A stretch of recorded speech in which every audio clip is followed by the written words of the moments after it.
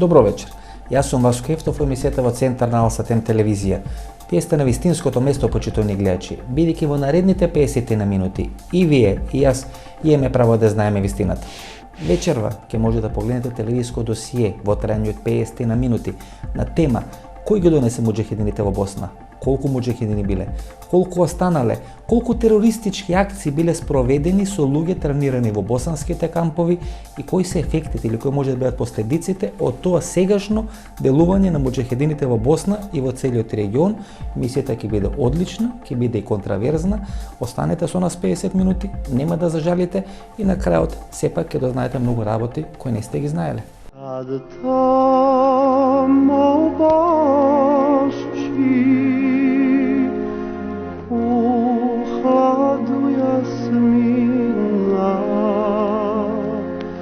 Сибриком у руци стаяше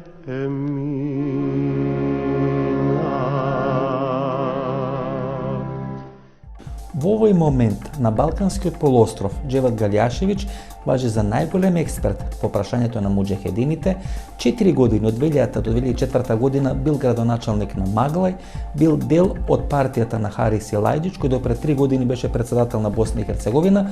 Од 92 до 95 година беше учесник или беше офицер во армијата на Али Изетбеговиќ и денес важи за убедливо, ама баш убедливо, најголем експерт за прашањето на муџахедините. Ние со Џевад Галјашевиќ снимаме во околината на Маглај, таму живее без својата фамилија.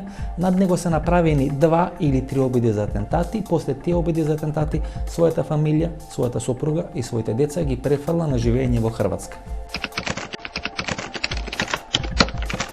Во последните неколку години се изградени околу 1000 нови џамии на територија на Босна и Херцеговина и се проценува дека има нови 50.000 жители од арапските држави. To je tačan podatak. Uz taj podatak naravno ide i podatak da je obnovljeno 1300 drugih džamija. Dakle, što porušenih ratom, što džamija koje su devastirane vremenom. Dakle, ne samo 1000 novih, nego i radikalno obnavljanje džamija je urađeno u Bosni i Hercegovini. Dakle, primjećuje se taj porast, ja bih rekao, novog islamskog identiteta, pritisak tog islamskog... I 50.000 novi žitelji od arapskite državi. Upravo oni jesu... To je krupna operacija, se izvinuo. Da, ta operacija... Koji stoji za ta operacija, Beke? Ta operacija bare mnogo pari i mnogo luge i mnogo organizacija i dobra strategija, uslovno rečeno. Pa stoji 3 velika islamska centra, dakle prividno sukobljena, jer kad god analizirate iransku i obavještajnu i bezbjednosnu politiku i iranske i nacionalne interese, uvijek zamišljate da su oni sukobljeni sa interesima Saudijske Arabije ili sa interesima Turske.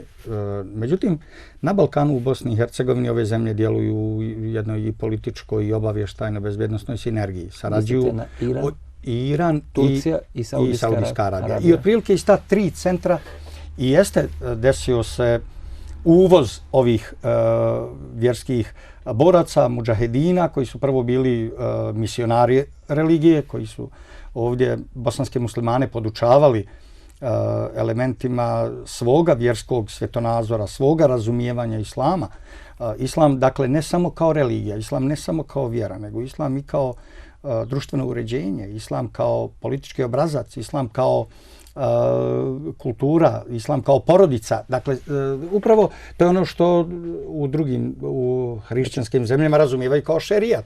Dakle, znači da влези во сите пори на општественото, социјалното, па дури приватно, фамилијарно живење во Босна и Херцеговина. Dakle, totalni islam. To je ono što dobro, колку ги има муџахидини во Босна денес? U ovom trenutku, dakle, mi govorimo o 50.000 afroazijskih mudžahedina, ljudi koji su radikalno islamistički orijentisani, koji to svoje nasljeđe prenose na lokalne muslimane.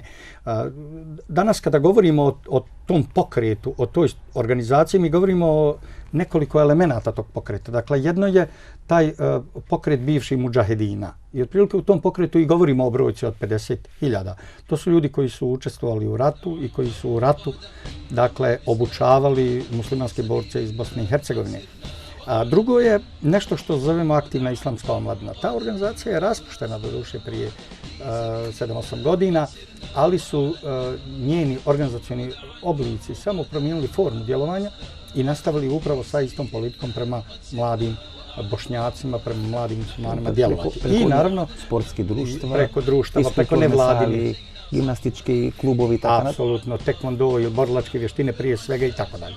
I mi to vidimo. Dakle. I treći, naravno, ono što zovemo vehabijski pokret. Vehabijski pokret podrazumijeva izolovane vjerske zajednice koje se izgrađuju u Bosni i Hercegovini i koje žive apsolutno mimo ustavno-pravnog poretka Bosne i Hercegovine. Danas kada govorimo o vehabijskoj dimenziji, dakle o tom izvornom saudijskom učenju o vjeri, mi govorimo o gotovo 6% muslimanske populacije u Bosni i Hercegovini. To je 120.000 ljudi. 120.000 ljudi. Da, znači, kako potencijal. To je potencijal. Plus ove 50.000. Plus ovi 50.000 stranaca, jeste. Od Afrike ili od Azije i koji tek od na vojnata tuka se Posjećam vas da od tih 50.000 gotovo 10.000 već ima državljanstva Bosne i Hercegovine. I dobro, kada dobili su dokumenta, dobili su... Vo koji gradovi najmnogo se naselovati? Pa, uglavnom su oni u Sarajevu, u Zenici i Travniku. Dakle, tije tri grada? Da, ta tri su ključna. Naravno, ima ih djelimično u Mostaru zbog složenih odnosa Bošnjaka i Hrvata i oni u stvari participiraju u svim vjerskim sukobima, u svim društvenim konfliktima. Oni nisu dio ni jednog rješenja.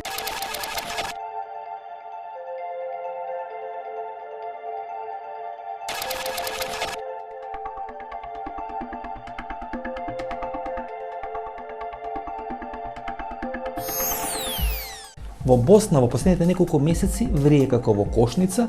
Прво излезе Милорад Додик и најави доселување на околу 100.000 луѓе со потекло од арапските држави на територија на Босна и Херцеговина. Таа информација на Милорад Додик ја потврди министерот на полицијата Фахрудин Радончич, кој каже дека исто така има оперативни сознанија и податоци дека некаде околу 100.000 луѓе со потекло од арапски држави ќе бидат населени на територијата на Босна и Херцеговина, меѓутоа одат и чекор понатаму и велат дека денес всушност во Босна и Херцеговина се случува една војна помеѓу тие разузнавачки структури. Но пред неколку недели постоја неколку ирански службеници или службеници на иранската амбасада или ирански разузнавачи кои беа протерани на територијата на Босна и Херцеговина. По тој начин се смета дека можеби сега дел од бошњачкото водство и дел од српското водство во Босна и Херцеговина влагат во процес на конечно расчистување со Бакир Изетбеговиќ или оставштината од неговиот татко Али Изетбеговиќ. Dakle, sad kad govorimo o potencijalima ove tri islamističke strukture koje zajedno izvode ovu operaciju. Mi u stvari govorimo, kad je riječ o Iranu, ne samo o njihovoj obavještajnoj zajednici koja ima preko 700 operativaca u Bosni i Hercegovini. Iranska služba. Razuznavačka služba. Da, ona ima dakle dva segmenta svoje službe, Vevak i Pazdareni. Dakle, jedno su revolucionarna garda, takozvana, drugo je Ministarstvo bezbjednosti. Naravno, njihovi potencijali u Bosni i Hercegovini se podrazumijaju na preko 20-ak velikih nevladinih organizacija koje oni kontrolišu. Dakle, prije svega naučno-istraživački centar Ibn Sina koji je u Sarajevu bukvalno centar obavještajnog djelovanja Irana. Tu je i kulturni centar Irana, tu je klub bosansko-perzijskog prijateljstva, tu je humanitarna organizacija BIRC, tu je televizija Sahar, odnosno Behar, tu je agencija IRIB. Dakle, to su otprilike instrumenti iranskog djelovanja i najvažniji instrument bez sumnje je Stranka demokratske akcije. Dakle, Iran svoje djelovanje... Partija Alije Izetbegović. Da, od 79. godine. Od 79. godine. Da, od 79. godine od veza sa Alijom Izetbegovićem i takozvanom grupom mladih muslimana. Oni su to zadržali i u ratu, i prije rata formiranjem SDA, i u ratu naoružavanjem armije Republike Od 1979. godina? Zašto baš od 1979. godina? Pa tada je izvršen prevrat u Iranu, tada je Homeini došao na vlast. Tada je Alija Izetbegović se pojavio u Iranu. Davao je izjave za njihove službene državne medije, Kayhan International i tako dalje. I to je bio jedan od razloga onog poznatog procesa muslimanima 83. godine u Sarajevu. Dakle, ne samo islamska deklaracija, ne samo program koji je Izetbegović uobličio. I pored koji beše zatvor. Da, on je u stvari osnovni razlog zbog čega ga je komunistička vlast gonila i jeste njegova veza sa iranskom tajnom službom. Usudi. Edina Rešidović ga je sudila. Ona je bila tužilac. Koja beše javljeno obvinitel, a podosno ta se javila kako branitelj na Ljube Boškovske, naš ministar za unutrašnje работи, pred sud advokat. Da. Da, i to je, dakle, u suštini Izetbegović je tada dobio visoke kazne, ali je izašao posle 5-6 godina. Znate što me čudi сега? Iran ima različna forma na islam. Apsolutno. Od ovo islam što je tuka na balkanskite prostore. Recimo da je Iran u vjerskom smislu prirodni neprijatelj sunita. Da sunitska škola, hanefijski mezheb kome pripadaju bosanski muslimani, smatra iransko učenje, šiitsko učenje iskrivljenim učenjem. Čak u nekim elementima i nevjerničkim. I vi vidite koliko su radikalni sukobi u Libanonu između Hezbolaha i sunita, koliki sukobi u Iraku između šita i sunita, koliko... Dakle, Izetbegović nije razumio tu razliku 79. Ona nije bila naglašena toliko, ali taj sukob šita i sunita traje 1300 godina. To je realan sukob. Kako događa Bosna ne postoji. Da, ali kad je riječ o Bosni i Hercegovini, dakle kad je riječ sve ove strukture, svi ovi sukobi staju i svi ovi centri djeluju ka istom cilju. Cilj je islamizacija države koja je većinski hrišćanska i koja je u srcu Evrope. Sve tri ova centra, dakle i iranski koji, evo, čiji sam potencijale vam nabrojao, i saudijski, čiji su potencijali uglavnom locirani na izgradnju džamija, na djelovanje u islamskoj zajednici, na djelovanje iz džamije Kralja Fahda u Sarajevu i na ovaj vehabijski pokret koji je agresivni islamistički pokret u Bosni i Hercegovini, sastavljen od domaćih muslimana. Znači to se linkovite ili lostovite na saudijski model. Da, to je saudijska moć. Koliko ima rezidenti saudijske? Procjena je oko 300 obavješteni. Iranskih oko 700. I pazite, to postoje evidencije potpune sa evidencijom dokumenta, lično sa kretanjem. Dakle, apsolutno to je ono što znamo. Mnogo toga ne znamo. Mi kad govorimo o onome što znamo o Iranu, mi govorimo o onome što dolazi direktno iz Irana. Mi nemamo podatke koliko iranskih obavještajaca radi sa ličnim identifikacijskim dokumentima Libanona ili Iraka ili Hamasa, odnosno Palestine, to jest Izraela. Dakle, i takvih ima mnogo. Dakle, ali mi za sada raspolažemo sa definitivnim podacima da je riječ o 700 iranskih operativaca i oko 300 operativaca Saudijske Arabije, ali moć Saudijske Arabije nije samo u toj obavještajnoj zajednici. Ona je prije svega u djelovanju kroz islamsku zajednicu, u novcu koji je preko Visokog saudijskog komiteta snažno transponiran na mnoge humanitarne organizacije i djelovanje preko Visokog saudijskog komiteta, i drugo u moći koja se ostvaruje preko vehabijskog pokreta. To je pokret domaćih radikalno orijentisanih muslimana.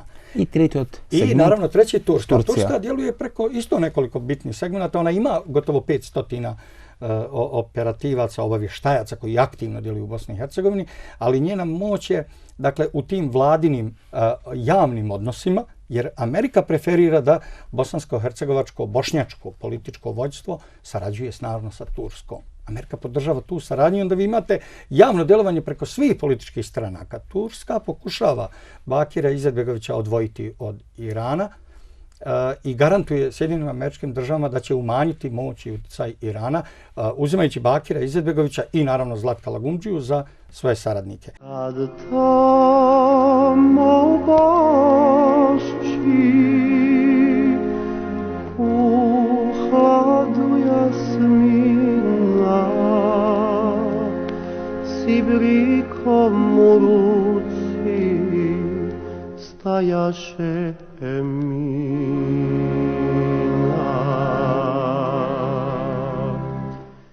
3 арапски или 3 муслимански држави денес има доминантно влијание во Босна и Херцеговина.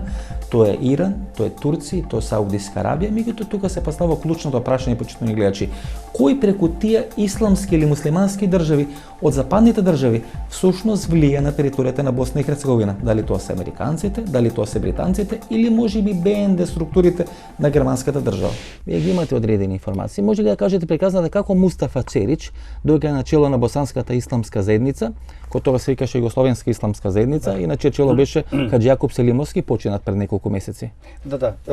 Hadži Jakub Selimovski je posljednji rej ulema Jugoslavije i on je imao namjeru da ostane u Sarajevu, jer je sjedište Islamske zajednice Jugoslavije bilo u Sarajevu. Podsjetit ću vas da se u septembru ili oktobru 1992. godine, dokada je on bio u Sarajevu, desio bukvalno teroristički napad na rijaset Islamske zajednice u kojoj je poginuli i unuk ranijeg rejsa Hadži Abdića i ranjen zet i povrijeđen sekretar rijaseta Omerdić. Pogođena je spavača soba Reisu Uleme Hadži Jakuba Selimovskog. Tu akciju su izvršili Juka Prazina, dakle, i Ramiz Delalić Ćelo. To je operacija koju je Izetbegović lično naložio upravo zato da bi Hadži Jakub Selimovski otišao iz Sarajeva. Tada je Reis, tadašnji Mustafa Cerić, glavni imam Zagrebačke džamije, izvršio prevrat. Proglasio se vršiocem dužnosti Reis Uleme za Bosnu i Hercegovinu i raskid sa Islamskom zajednicom Jugoslavije. U suštini je riječ o pljački.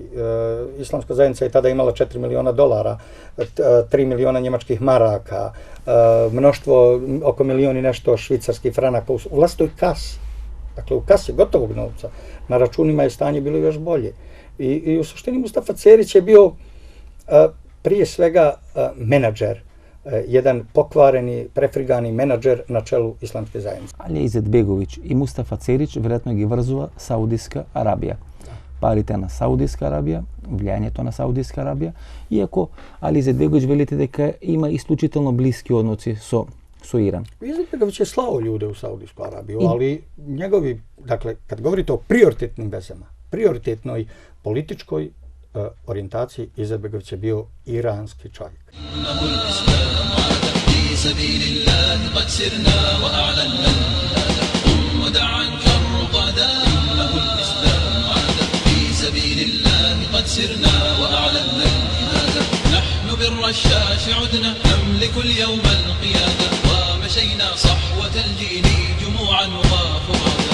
Мислите дека Изетбеговиќ 92 година, 93 ги повикува муџахедините? Да. Кој ги повикува муџахедините? Бејќи тие доаѓа 92-93 година, кога се распламсува војната во Босна и Херцеговина. Почнуваат прво да се појават спорадично, а подоцна се појават се помасовно и помасовно. Кој ги повикува муџахедините, бејќи тоа нели останува да лебди? Кој ги вика тие луѓе да дојдат тука на балконот, а подоцна имињата на тие луѓе се јават во разни терористички организации, вклучително преку територијата на Босна и Херцеговина, вклучително и тоа што се случи 11. септември во Њујорк. Nije to Izetbegovićeva zasluga. On je jednostavno u određenom trenutku poklopili se mnogi veliki geopolitički interesi. Amerikanci su imali interes da iz Afganistana, u koji su planirali ući, povuku mnoge borce koji su učestvovali u borbi protiv ruske okupacije. Ti borci su prvi bili jezgro mudžahedinske jedinice. Sjetite se da je prvi komadant mudžahedina u Bosni i Hercegovini bio oslobodilac Kabula, šejh Abdelaziz Barbarossa, Ridžebradi.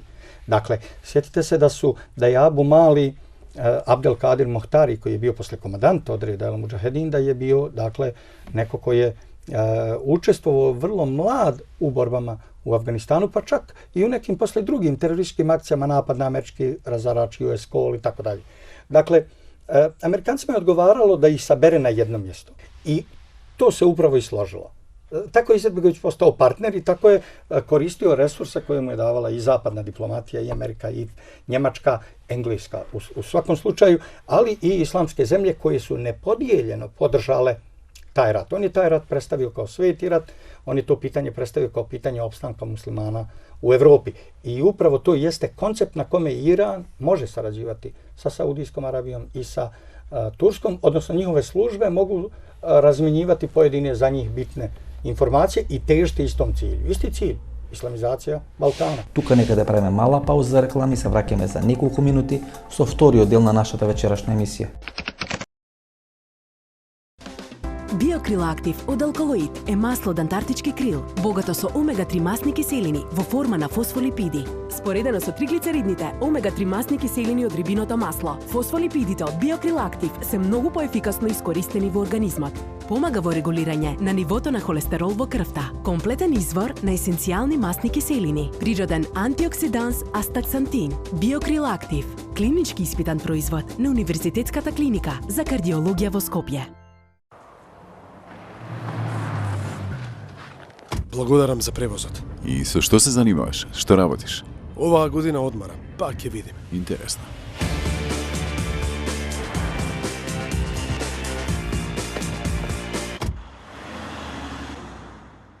Тато, ја прифаќам работата. Интересно. Само ако добијам службен автомобил.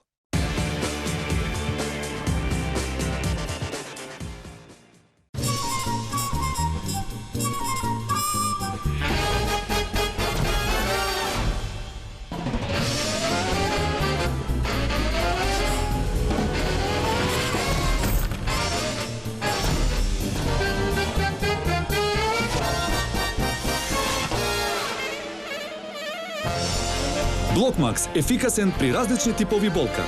Од Алкалоид.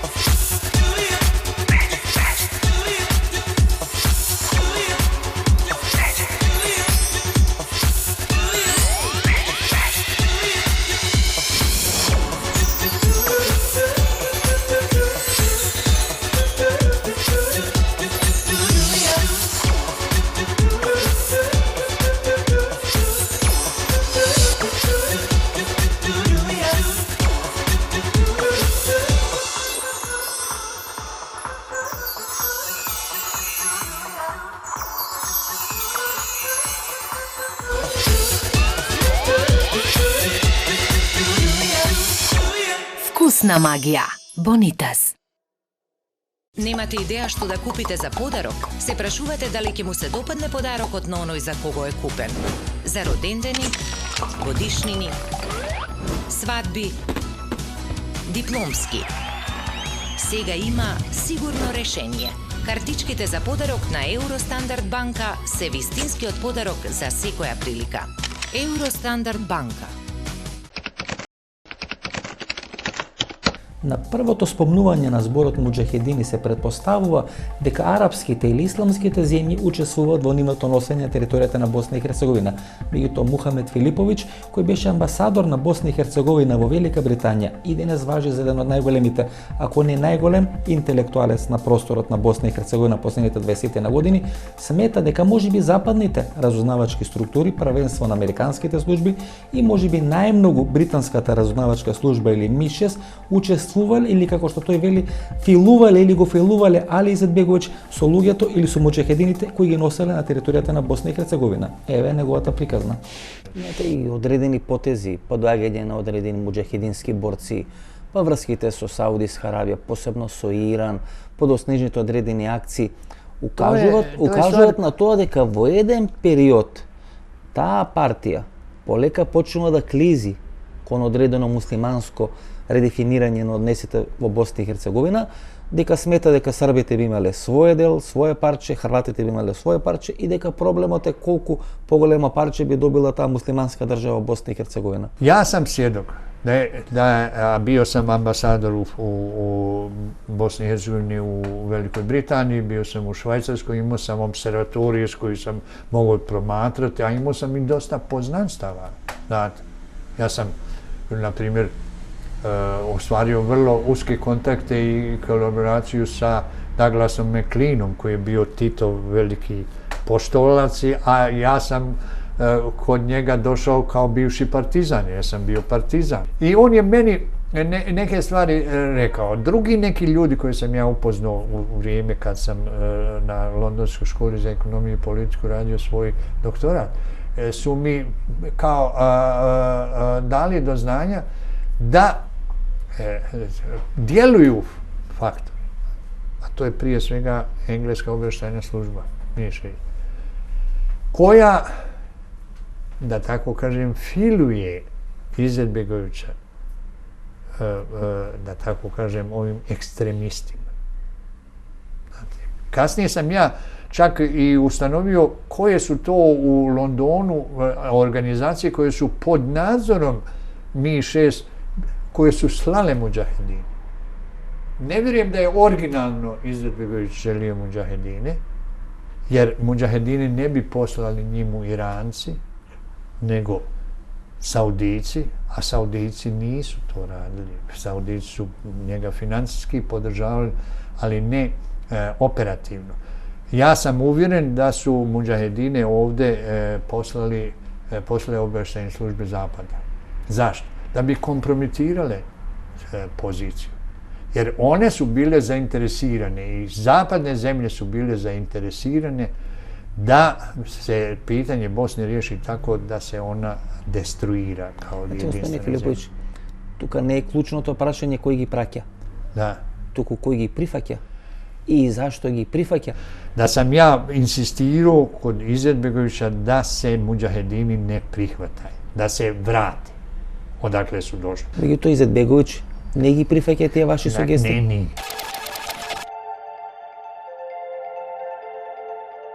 Ovo je u domenu pretpostavki i vrlo vjerovatnih pretpostavki da su mnoge zemlje strane, pa i islamske zemlje, bile zainteresirane da se ovdje napravi jedna islamska država, muslimanska država, i da je u tom smislu Izetbegović imao podršku različitog stepena i intenziteta i tamo, ali i s druge strane. Знаете, клучното прашање не е зошто арапските држави или муслиманските држави застана или го избра за свој партнер Али Изетбеговиќ. Клучното прашање е зошто Хрватите и посебно зошто Србите застана за изборот на Али Изетбеговиќ. 1991 година на изборите во Босна и Херцеговина победува Фикрет Абдич, кој секогаш важи за човек од најголема доверба на србите и најголема доверба на хрватите. Беше сосема нормално и очекувано Фикрет Абдич да биде избран за прв председател на таа посткомунистичка Босна и Херцеговина. Меѓутоа на големо изненадување србите гласат за Али Изетбеговиќ. И тука се поставува клучното прашање зошто. Бидејќи Али Изетбеговиќ им одговараше. Ако беше избран Фикрет Абдич, кој е една југословенска појава, кој е една мирнодопска појава, тако Фикрет Абдич не би можел да развие на некој начин реализацијата хрватска и на српска стратегија да ги обвинат муслиманите или босанците дека сакаат да прават муслиманска држава во срцето на Европа. Со изборот на Али Изетбеговиќ, таквата стратегија беше многу лесно да биде реализирана од хрватска и од српска страна, затоа избран токму Али Изетбеговиќ. Тоа би ви го потврдил со некој пример од нашата држава или од Македонија. Кога станува збор за грците, например.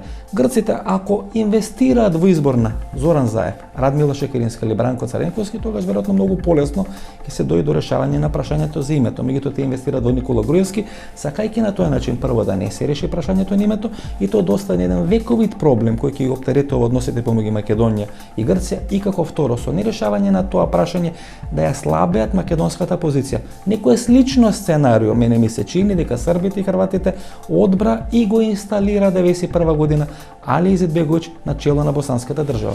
Видите дека на Балканот има сега во моментот во кондиција 5000 потенцијални терористи кои може да направат одредени терористички акции било каде на просторот на југоисточна Европа. Naše zapadne službe, naše i zapadne službe, dakle naša obavještajna bezbednosna agencija je napravila evidenciju od preko 3000 imena ljudi koji su sposobni i koji jesu lica indicirana na terorizam. Koji možete učestvovati. Da. Na kraju, kada se pogledalo druge izveštaje drugih agencija, dobili ste da je Agencija za istraživanje i zaštitu imala spisak od još dodatnih 900 ljudi, da je MUP Republike Srpske imao nekih 150 lica dodatnih, da su pojedini kantonalni ministarstva unutrašnjih poslova i federalni MUP imali svoje liste i da je riječ o više od 5000 ljudi koji su potpuno sposobni za izvođenje terorističkih akcija. За да го отвориме, го објасниме, дефинираме и затвориме прашањето на муџахидините во Босна, веројатно треба да одговориме на клучната дилема зошто толку многу луѓе со босански пасоши или кои поминале низ босанските тренинг кампови се јавуваат во сите терористички акции, вклучително и акцијата 11 септември 2001 година во Њујорк. Многу од овие терористи кои се судат или кои загинаа во тие терористички акции на 11 септември 2001 година, поминуваат преку тренинг камповите на Босна и Херцеговина. Puno je lica iz Bosne i Hercegovine koji se pominju, dakle, u vezi sa 11. septembrom. Nacionalna bezbednostna agencija Sjedinjenih Američkih Država prije neki dan, prije mjesec dana u intervjuu Kita Aleksandara, generalnog direktora NSA, pomenula Halda Al-Mihdara kao pilota na avionu koji je pao na Pentagon. Čak istraživanjem njegovih veza u San Diegu, u Kaliforniji i odnosima sa jednom islamističkim skupinama tamo došli su do planirane terorističke akcije u kojoj su učestvovali Nadžibullah Zazi, odnosno prije svega Adis Medunjani, napad na njujorški metro, i NSA je pokušala opravdati operaciju Prizma, analizirajući dakle ove veze. Dakle, Halid al-Mihdar je bez sumnje jedna od tih osoba. Međutim, ključni organizator 11. septembra, kome se sudi pred vojnom komisijom u Guantanamo ovih dana, je Halid Šejk Muhamed. On je imao BiH državljanstvo. On je učestvovao u ratu u Bosni 1994. On je dolazio u Bosnu i Hercegovinu i pretpostavlja se da su određeni dijelovi obuke izvođeni direktno u Bosni i Hercegovini. Pored njega tu je i Nawaf el-Hazmi, koji je imao državljanstvo Bosne i Hercegovine. Dakle, govorimo o njih 19 lica koji su neposredni izvršioci terorističkog akta po ocenama američkih istraživačkih timova, komisija, senata, kongresa i tako dalje. Za 11. septembar 2001. Za 11. septembar prvo optuženi Halid Šejk Muhamed dobio je državljanstvo Bosne i Hercegovine kao kuvajtski državljanin El Halid Muhamed. Imao je pasoš Bosne i Hercegovine i tako dalje. To bi kompromitovalo američko djelovanje u Bosni i Hercegovini, ako to nije znala, i zato uglavnom prešućuje se taj podatak. Kao i činjenica da je pilot Nawaf el-Hazmi isto tako bio državljanin Bosne i Hercegovine. Dakle, od 19 poginulih imali ste 5 državljana Bosne i Hercegovine.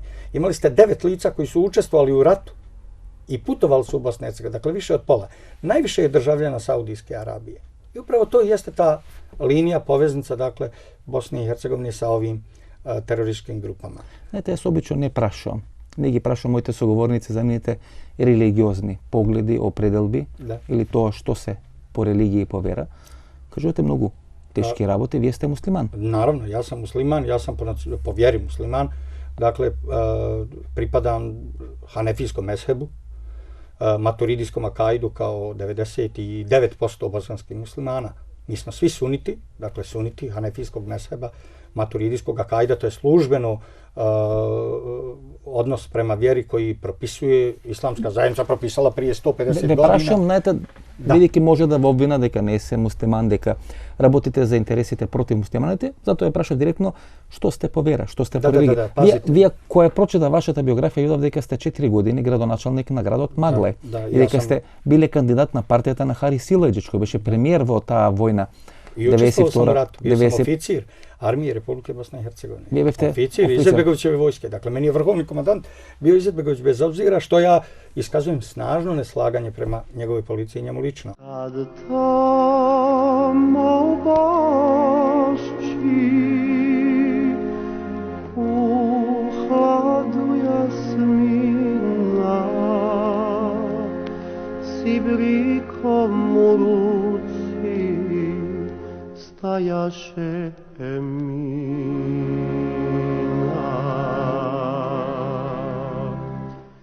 Тоа се случи пред една или пред 2 години, кога еден од муџахедините сакаше да нападне американската амбасада, дека тоа е контролирано, наредено и целата операција е спроведена преку седиштето нивно во Виена. И дека Виена полека станува центар на сите тие операции, тука што се спроведуваат. Apsolutno. Hafiz Muhamed Pohrča u Beču, pa onda jedan bivši kickbokser iz Tutina, rodom Nedžad Balkan, dakle, vodi drugi centar, pa onda imate treći. U Beču imate 4 centra. Dakle, 4 centra. Imate Izbu, Islamsku zajednicu Bošnjaka Austrije, legitimni centar, koji ima svoju mrežu i organizacija i zajednica i zašto je izbira? Ali imate drugu Dutch Verband iza koga stoji porodica Buzar, Irfana Buzara. Ona je bila ekstremistička, u zadnje vrijeme sarađuje sa austrijskom vladom i detektuje ove pojave. Onaj treći centar je koji vodi Hafiz Muhamed Pohrča i četvrti koji vodi Nedžad Balkan u suštini se okrivljuju za ovaj teroristički napad. Međutim, šta je cilj terorističkog napada? Vrsa amerikanska ambasada vo Sarajevo. Da, napad koji je Mevlid Jašarević izvršio na američku ambasadu i ostvario onaj efekat koji je trebalo. Dakle, efekat je da određena politička rješenja iznudite širenjem straha, da pokažete primjerom i spremnošću na žrtvovanje mogućnosti koje jedna takva akcija može izazvati. Mevlid Jašarević je upravo to uradio. On danas spašava svoju kožu pred sudom u Sarajevu, ali u suštini ta teroristička akcija je, pored ranjavanja jednog službenika obezbeđenja, izazvala neviđeni strah u globalnom smislu. Ako je Washington Post na svom internet portalu objavio bosanski talibani napali američku ambasadu u Sarajevu, onda možete misliti na koji način je tretiran taj napad. On je dao primjer. Zašto je Vijena odbrana da bude centar? Vijena во време на студената војна беше некој начин тој мост помеѓу истокот и западот. Значи сите тие шпиунски активности кои се правеа од страна на западот кон истокот и обратно беа правени преку Виена. Дали денес остана Виена на некој начин едно, ајде да речеме, жариште од каде се спроведуваат сите тие операции кои се од таа страна на законот, условно речено? I danas je to isto. Podsjeću vas da je u ratu u Beču, u Vijeni, djelovao takozvana organizacija za pomoć muslimanima, odnosno zemljama trećeg svijeta, koji je vodio Fatih El Hasanein, Sudanac, mudžahedin, koji je iz Beča direktno liferovao i slao oružje u Bosnu i Hercegovinu. Preko $400 miliona su iznosili transferi oružja i opreme koji su još direktno iz Beča. Austrijski antiteroristički tim i Savezna uprava policije za bezbjednost je intervenisala i provela istragu, ali je omogućila i Fatihu El Hasaneinu i njegovom bratu Sukarnu i drugim ljudima i Šahim Pašćušaj da napuste uredno Austriju i da ne raspišu potjernice. Dakle, moć obavještajnog djelovanja u Beču je i danas nepromijenjena. Beč je i danas centar raznih obavještajnih i interesa, prepliću se tamo službe i u Beču je djelovao takozvani Bosanski informativni centar, BIC, što je u stvari paraobavještajna služba koja je kreirala sliku o događajima u ratu, demonizirala Srbe, predstavljala Bošnjake kao žrtve i nastupala tako. Kada pogledate da je Izetbegovićevi generali, da su bili notorni kriminalci, da je Juka Prazna komandovao jednom policijskom jedinicom većom, da je bataljonom, da je Ramiz Delali Čelo bio komandant brigade, da je Ismet Bajramović Čelo bio komandant druge brigade, da je Mušan Topalović Caco bio komandant treće brigade. Dakle, kada pogledate sve te ljude, onda vi vidite da u stvari su kriminalci pozvani pod zastavu, a da je religija samo dekor, samo metodološki postulat koji vam služi kao alibi za realizaciju onih interesa koje želite. I to je fenomen koji se pokaže od 1991. do 1995. godina na prostorot na poranešna SFRJ Jugoslavija. Takvi kriminalci podosno stana komandanti vo Hrvatskата армија, takvi kriminalci stana komandanti vo Bosanskата армија, takvi kriminalci stana komandanti vo Srpskата армија. Arkan, Kapetan Dragan, Legija i така натаму. Видите, значи војните на овие простори всушност ги водеа криминалци кои облекоа или националистички одела, па беа за голема Хрватска и голема Србија, или облекоа одредени религиозни одела и се бореа за одредена исламизација на Босна и Херцеговина. Наравно. Уште 1992-3 година се знаеше како ќе биде поделена Босна и Херцеговина. Па жртвуване Сребреница со толку илјади луѓе, па жртвуване Брчко, па не знам, жртвувани се србите во околината на Сараево. Точно се знаеше како ќе биде поделена Босна и Херцеговина.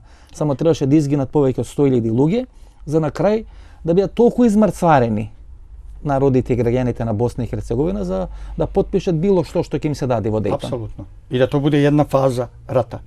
A da se druga, ako pogledate izveštaje Kancelarije Ujedinjenih nacija od prije 7 dana iz Sarajeva, dakle, Kancelarija Ujedinjenih nacija prognozira nove sukobe na području Bosne i Hercegovine, etničke sukobe. Dakle, ovo sve o čemu govorimo upravo generiše te, odnosno jeste pledoaje za te buduće sukobe. Upravo zato ja i govorim o tome. Тешко дека денес во Босна може да најдете некој од големите босански генерали, не само Сефер Халилович. За 2 или 3 недели ќе може да погледнете интервјуто и со Насер Орич, кои ќе најдат позитивни зборови за учеството на муџахедините во тие битки од 92 до 95 година. Меѓутоа е приказната на Сефер Халилович, кој до крајот на 93 година е началник на генералштабот на Босанската армија на тема како муџахедините преку Хрватска се носени во Босна и Херцеговина. Добро, како ви ги уфрлат муџахедините? Знаете, вие 93 година, 92 веќе имате 200.000 луѓе под оружје. Одеднаш се појават муџахедините. И сега постојат милион приказни. Меѓутоа, еден е фактот дека имало 300 до 500 муџахедини во текот на војната. Дали биле, не знам, во Травник, дали биле во некои други места, тука беа. Апсолутно. Пазите, jedan od razloga zbog koji sam ja bio zbog koji sam došao sukob su mudžahedini. Kad su se pojavili u Bosni, dakle kad su se počeli dolaziti, oni su došli po grupama. Mene to zanimalo kako su došli. Jer nije bilo moguće proći, oni su morali proći preko hrvatske teritorije, koju kontroliše hrvatska vojska, Hrvatsko vijeće odbrane. I onda sam, kad sam se informisao, onda sam došao do zaključka da oni dođu u Zagreb, u Zagrebu im daju hrvatski pasoš, oni s tim hrvatskim pasošom prođu preko teritorije koju kontroliše Hrvatska vojska, dođu u Zenicu, predaju hrvatski pasoš, dobiju bosanski pasoš i tad sam vidio da je to međunarodna zavjera. Dakle, mi kao Bosna imali smo podršku od javnog mnijenja Zapadne Europe, Amerike, islamskih zemalja, svog progresivnog dijela čovječanstva. Da bi tu podršku otkinuli, onda su nam ubacili 500 mudžahedina unutra i rekli to je to. Evo vidite zašto se ne bore. Kad sam ja to savladao, tu lekciju, ja sam naredio u Zenici Deliću generalu Hadžihastoviću i generalu Šiberu. Od ove trojice koje govorim, dvojica su živi. Živ je Šiber i živ je Hadžihastović. Šiber o tom piše u svojoj knjizi. Da se napravi zajednička akcija policije i armije, da se oni razoružaju, da se stave autobus i da se vrate dokle su došli. Nama ne trebaju ljudi, nama treba oružje. I tad sam došao u sukob za Izetbegovića i rekao nama trebaju. Jer islamski svijet ne da pare ako nisu tu. To baš imate i 3 instruktori od Iran, jedan od Kuvajt. Da, apsolutno. Nakon toga, dakle, oni nisu trebali uopšte biti tu i po mom mišljenju, ni danas ne trebaju biti tu. Oni, ako kođe se moli Bogu, nek se moli Bogu, kako je majka. Diskreditira cijela ta borba, znajete. Tije se kako neki način... Sve sam ja to njima tad rekao. Kako krasta na tijelo to na bosanska armija. Sve sam ja to njima tad rekao. Vidite, svi te zaboravljate kad ste imali 200 ljudi vojnici i svi te velat, ama vidite i on je 500 mudžahedina. Jer ima još jedna stvar, pazite, oni su to napravili tad tako. Ja sam bio protiv toga, nam ne trebaju, šta ćemo oni? Nakon toga su oni Hasana Čengića poslali za ministra odbrane. Hasan Čengić je izuzetan čovjek, jedan izuzetan intelektualac. On spada ove jastrebove, kako vi kažete. Ogul Izetbegović. Ne, ali nije se slagao s Izetbegovićem. On je bio bliži meni nego Izetbegović. U nekim opštim stavima. Ali je bio dio Izetbegovićevog tima. Ali ja sam rekao, ne može on biti ministar odbrane. Zato što je on završio teološku školu. Bio hodža. Vi sa mudžahedinima na terenu i sa hodžom koji je ministar odbrane šaljete poruku Srbima i Hrvatima da njima nema mjesta ovdje. I ne smijete to raditi. Nađite normalne ljude koji će biti ministar odbrane, a ovim ljudima se zahvalite, kažete mi idu kući. И тогаш ве залепи етикетата дека сакате да правите муслиманска држава во срцето на Европа, по примерот на иранската држава, по примерот на разни држави на Блискиот Исток, Пакистан, Бангладеш и така натаму. Mi smo htjeli drugačiju armiju, Izetbegović je htjeli takvu državu.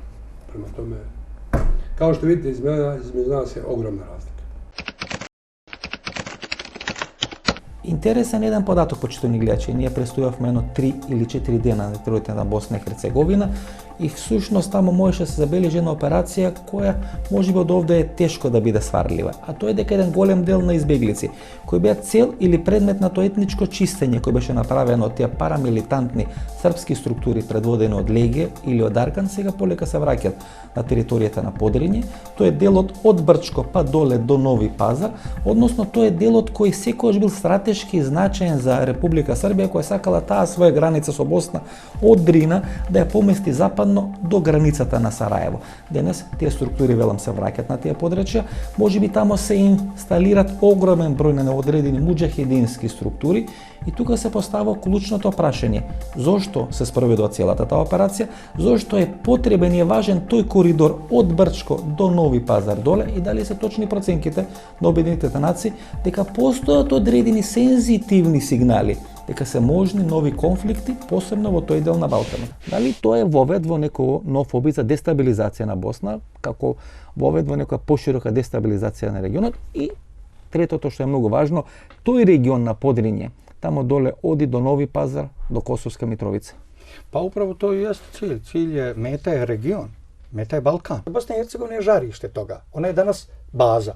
Ona je baza ovoga projekta. Dakle, u njoj su stvoreni najveći i biološki, i islamistički, i financijski potencijali za upravo realizaciju ovih projekata. База на тој проект, кој Обединетите нации во својот извештај или своите анализи од пред 2 недели, вела дека се можни нови етнички конфликти на Балканот, велите дека Босна и Херцеговина жариште на еден таков проект. Да, па Турска поддржава те конфликте. Ви видите да турske аспирации на Балкану. Не само Турци, знаете. Ali Turska javno podržava te konflikte. Posle Sirija. Saudijska Arabija podržava prikriveno, Iran podržava prikriveno, dakle on naoružava te grupe, on želi da bude prisutan u tim grupama koji ne samo što ги naoružava, те луѓе ќе дојдат шалje ih na druga ратилишта. Тие ќе се вратат истренирани од Сирија. Доći će vama, doći će nama, 300, 500 до луѓе ќе се вратат истренирани од Сирија. Ќе бидат навикнати да водат такви, условно речено, свети војни. Апсолутно. И добро, кој е лидер на тој? Вие спомнувате во некои ваши изјави дека тој е Мухамед Порча. И дека тој би можел да биде, да ја добие титулата емир од Босна и да биде лидер на целиот тој процес. А е со седиште во Виена, за што пред малку говоревме. Да, покушали su taj pokušaj da se ustoliči jedna ličnost koja bi koordinirala svim ovim aktivnostima mudžahedina, vehabija i bivše aktivne islamske omladine. Bez sumnje, nakon posljednjeg emira koji je bio Abu Mali, pokušaj je da to bude Hafiz Muhamed Porča i da bude noslac te ideje. On je visokog vjerskog obrazovanja, pripada porodici koja ima 7 hafiza, dakle rođen je u Sarajevu na Bjelovama, dakle autentični je Sarajlija, i s jedne strane vrlo je pogodan za ove vrste i obavještajnih i bezbjednosnih projekata. Naravno, greška je povjerovati da postoji jedna osoba, da je, ovdje govorimo o više centara moći i više liderstava koja su nepomirljiva. Dakle, ali objektivna je tendencija da postoji jedan autentični bošnjački lider u ovoj sferi radikalnog islamizma, da to bude Porča, i da postoji jedan autentični supervizor islamistički, a to je Imad al-Misri, to je Egipćanin. Dakle. И на крајот, или како што велат срешата на тортата, е одговорот на прашањето кој е денес лидерот на муџахедините не само во Босна, туку и во регионот на целиот Балкански полуостров. Ono što jeste problem, jeste što ti ljudi već sada prolaze obuke na stvarnim ratištima. Mnogo je podataka o odlascima iz Bosne i Hercegovine na ratište u Afganistan, mnogo je podataka o odlascima u Siriju, pogotovo u Siriju, gdje naše službe imaju evidenciju o 300 ljudi koji su odavdje otišli, odnosno objavljena evidencija o nekih 50 i nešto, ali preko 300 evidencija postoji. Ali ta evidencija je potpuno, dakle, nedovoljna. Vi ne možete voditi adekvatnu evidenciju o tome da li je neko prešao na područje Evropske unije zbog radnih potreba da radi na crno, ili otišao u Hrvatsku, ili otišao u Tursku. Dakle, vi tada prestaje, vi samo znate da je on napustio vašu zemlju. Zašto je puno mladih ljudi napustilo zemlju? To je, mi govorimo o 5000 ljudi. Dakle, realna procjena da je gotovo 5000. Šta će biti kada se ti ljudi sa novim ratnim iskustvom iz Sirije vrati na ovo područje?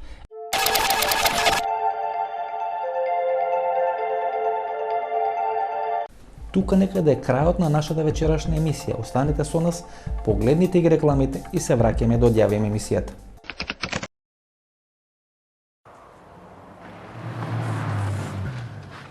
Благодарам за превозот. И со што се занимаваш? Што работиш? Оваа година одмарам, па ќе видим. Интересно.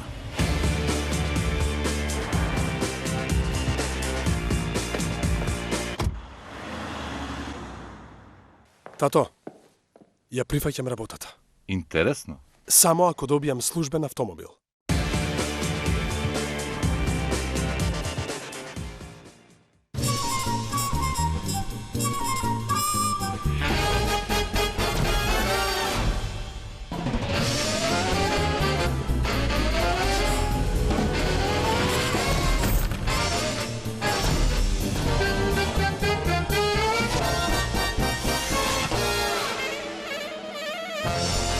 Блокмакс – ефикасен при различни типови болка. Од Алкалоид.